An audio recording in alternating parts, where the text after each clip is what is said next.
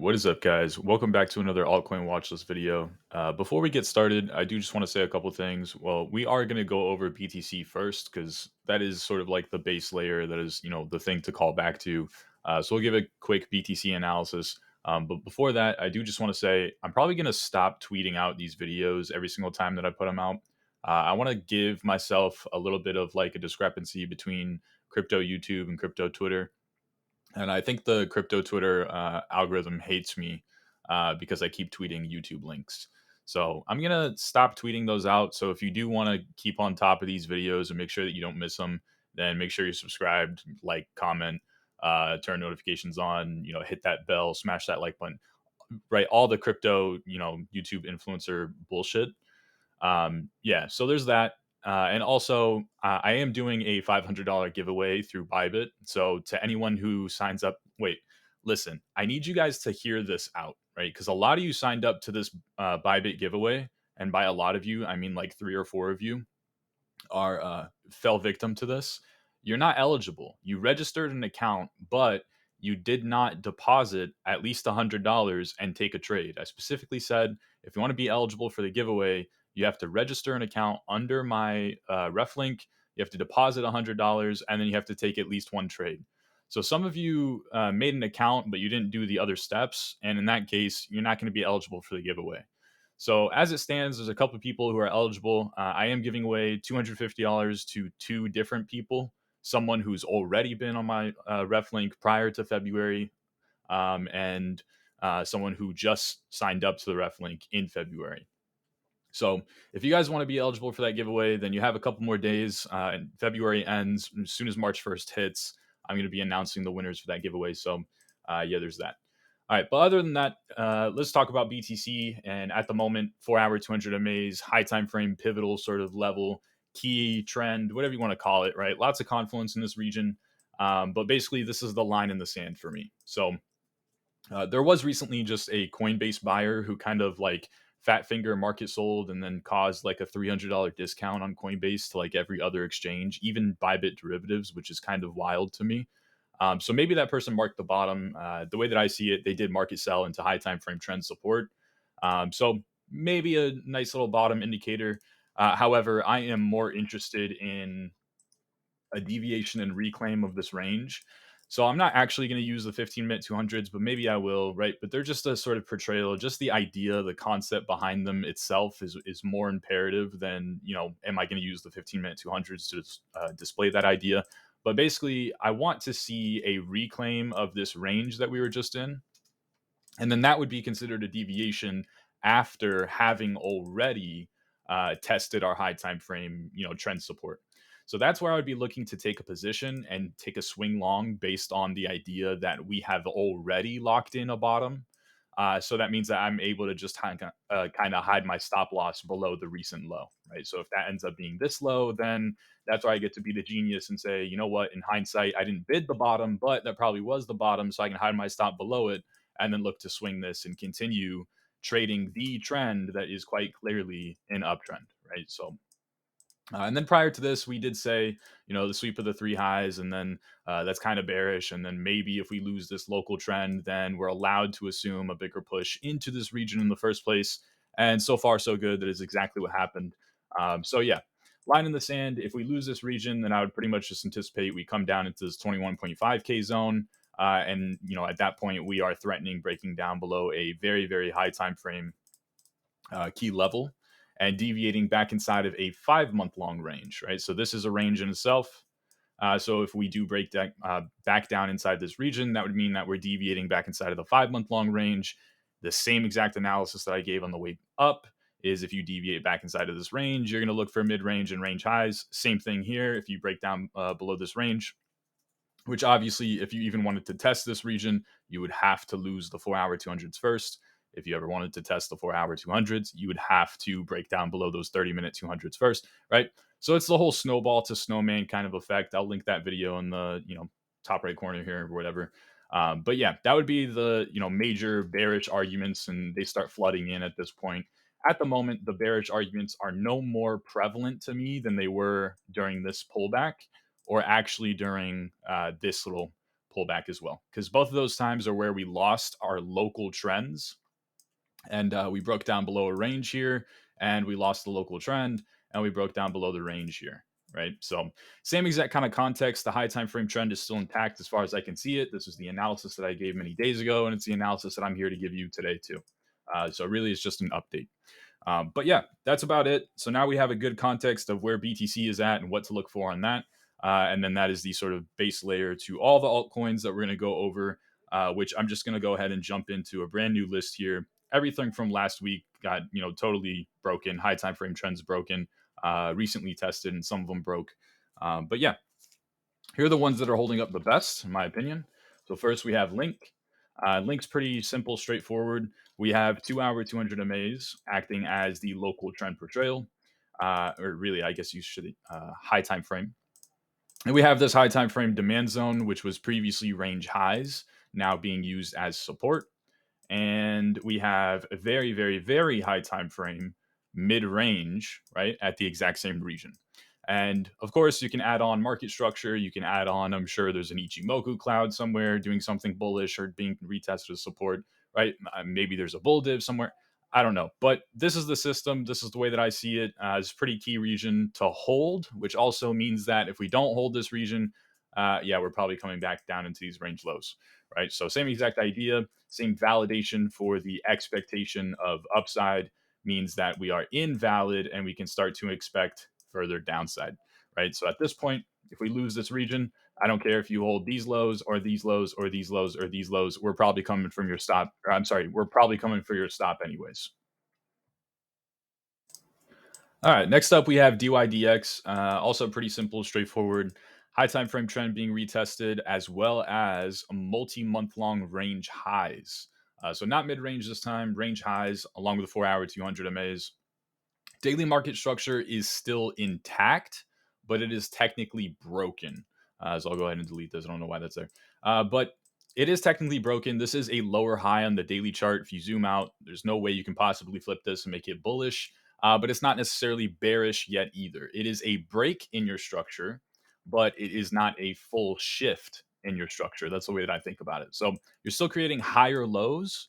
It's just that this time you've actually locked in a lower high, right? So when I say there are only ever four things that the market could possibly do: higher highs, higher lows, lower highs, lower lows, and then a mixture of both of those, or equal highs and equal lows, right? So it's like, which one are we doing? And it's quite clearly this one as of right now. And then you could, extend that argument and say, well, from this consolidation, we may eventually continue upwards, right? And because that is the primary trend, then that is the bet that you would take. Last thing for DYDX, for those of you who don't want to step in front of the train and bid high time frame levels and kind of counter trade the low time frame momentum, you can opt to wait for a breakout and reclaim these 30-minute 200s that are portraying the local trend, and a little breakout of this like tiny little range as well, and then establish along from there, similar to BTC, how like my range deviation analysis after we've already tested that high time frame trend, and then look to position, betting that the low is already in. And then we may come and find yet another lower high on like a daily, or maybe we just simply continue the uptrend initially, right, from way back when, and continue expanding away from this multi-month long range.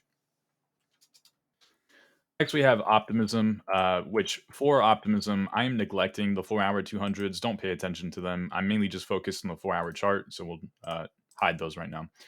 Mainly for optimism, what we want to be watching, because truly we don't have an amazing trend portrayal, because optimism itself is not really trending, right? If you ask little Timmy, if you ask your 4-year-old, within 4 seconds, he's going to tell you, or she's going to tell you, that this is going sideways, right? The important part to note for optimism is we are threatening further price discovery. So this is the 1.618, and it looks like we've established a bit of a supply zone along with that region. And if we do break out above that zone, I would anticipate that we just continue trending into more price discovery, which means that for me, we're probably just going to look for that 2.618. I did say I was going to put out a price discovery video, and I haven't, so I definitely failed on that. My apologies. I just haven't gotten around to it, but I will soon. and hopefully sometime next week. But yeah, look for optimism to continue ranging, and then look for a trend to be established, and then look to trade that trend into further price discovery. That's what I'm going to be paying attention to. If I had to guess, I would say that maybe the 30-minute 200 MAs are going to do the best job of portraying the trend if and when we do break out above this range, right? So any sort of pullbacks into those upon range breakout, not when we're still trading within the range, because as we're still trading within the range, really the thing that portrayed the trend best was 5-minute 200s, right? So now we're talking about a time frame that I'm not really comfortable with trading, truthfully, which means that I pretty much am forced to kind of just neglect this price action. You could just train the range in itself, and then, of course, same exact concept. Once we reclaim that local trend after having already tested the range lows, that's your sign of strength that maybe, just maybe, the bottom is already in hindsight. And obviously, that did play out pretty beautifully for optimism. So that exact same concept is what I'm applying to like other things like DYDX across 30-minute 200s, BTC upon deviating back inside of that low time frame range, right? Same exact concept. If it doesn't play out, you're going to think I'm an idiot, which you're probably right. But times like this where it does play out, it pays off very handsomely. So same exact winner's mindset is what I'm quoting it via my dogma, but just applying it on a much more drastic kind of scale because 5-minute 200s are really the only trend that I can see as of right now. Which also does mean if we lose the 5-minute 200s, that probably is the sign that the range highs are in fact acting as range highs. And you might very well get your pullback into those 30-minute 200s and maybe even and then some, right? Maybe the range just continues ranging, range highs, range lows, range highs, range lows, right? We don't know. But the real important, fun part for optimism is if we continue threatening more and more and more price discovery with breakouts upon breakouts upon breakouts. And you would just kind of look for whatever the next fib target is. So 2.618, 3.618, 4.236 over and over and over and over again until eventually your bullish thesis is invalid and you can't justify further upside anymore. All right, so next we have EOS, and if you do recall, EOS was in last week's watchlist video as well. Obviously, it hasn't held up anything crazy, but it is still kind of like an extension of last week's idea, which is on high time frames, this very well could start to outperform pretty drastically. We are pulling back into the 200 daily moving averages along with previous range highs, so I'll mark it out on a lower time frame, but that's the general gist: is that we are trying to hold on to these previous range highs as support.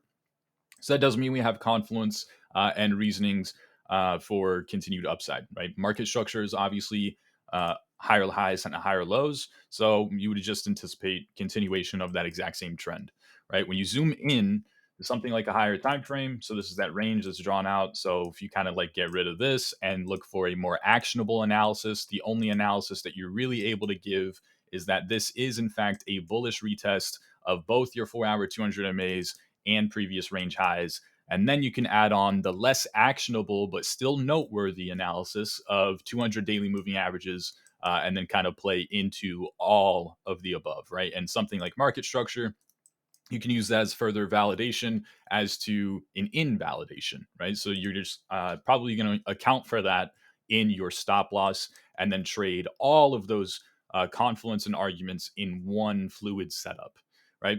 Similar thesis though, if you don't want to step in front of the train and counteract or counter trade the local price action, then you can obviously opt to just wait for a reclaim of whatever the local strength portrayal is, or I guess weakness portrayal, right? So downtrend flipping into an uptrend, which means in hindsight, you can come back and say, oh, you know what? That probably was the bottom. Run it back turbo on like a multi-month long time frame from here, right? So that's the thesis for EOS. And you know what? YFI is also the exact same kind of a thesis. So zoom out on a very high time frame, breaking out above 200 daily moving averages, high time frame trend portrayal. And when I say high time frame, this time I mean very, very, very, very high time frame. And same exact kind of idea. Previous range highs as confluence. Look for any sort of confluence that you can possibly get along with that. So maybe something like 4-hour 200s. Those seem to be less noteworthy. So let's keep going. 2-hour 200s. And it's like, nothing's really amazing. Maybe hourly 200s do the best job. And truthfully, I would say that they do portray the trend the most efficiently. They're not beautiful. There's obviously times where you pay some to the market. But they did hold up pretty damn well, and probably better than anything else that I could find to portray this trend. So they are kind of confluent with this region as it stands. So if we do pull back into that zone, you have that same like trifecta of arguments you have on high time frames, 200 daily moving averages, previous range highs, and a local trend portrayal, all telling you further upside, along with what is physically happening on the chart, higher highs and higher lows, right? So you're just going to look for that trend to continue. So same exact thesis there. And then last one, I don't have to pause and skip. We'll just go to SNX. SNX is weird. It's a little bit more unique than everything else that's on this watch list because SNX is only holding relative strength because as of the past month, it is just going sideways. And as of the past, week, everything else is downtrending. So obviously, sideways is a lot better than down, right? So like neutral is better than just straight up bearish, and the trend is being held all the same. So, in the event that this does manage to expand towards the upside, this consolidation breaks up and out, then you'll probably see this be relatively stronger as other things are kind of relief bouncing from their high time frame trend supports. SNX may very well be breaking out of a high time frame range and then developing a new uptrend and then trying to continue and expand based on that uptrend. So maybe 4 hour 200s portray the best, portray the trend most effectively. I would say that's probably the case. So I'll try 4 hour 200s. And then really what I care about is what was being respected beautifully during this price action, which eventually, of course, probably got chopped up to hell because we stopped trending. In which case, I would hope that you stop applying whatever that local trend portrayal was. So I'm just going to jump to the hourly just based on a hunch, and yeah, that seems to be it. So hourly 200 MAs, beautiful trend portrayal towards the upside, loss upon those, and then eventual kind of like chop, weird sort of chop, right? Leads to a downtrend, reclaim leads to a bit of an uptrend, loss leads to more downtrend. Eventually, somewhere over here, you should say, okay, wait, uptrend, downtrend, uptrend, downtrend. We didn't really see much of a trend either direction when that happened. So maybe I need to stop putting such an emphasis on these hourly 200s and instead just put a priority on the fact that when you ask little Timmy what's going on here, he's going to just tell you we're going sideways.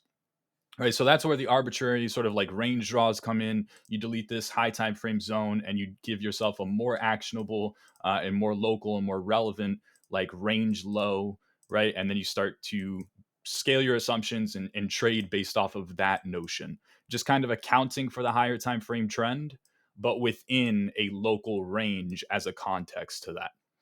So that's the end of this video. I hope you guys enjoyed.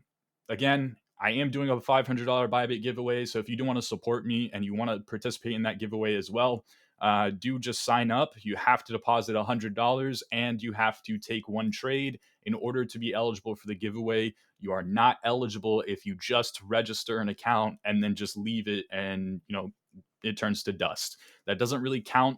And yeah, you can probably figure why that doesn't count.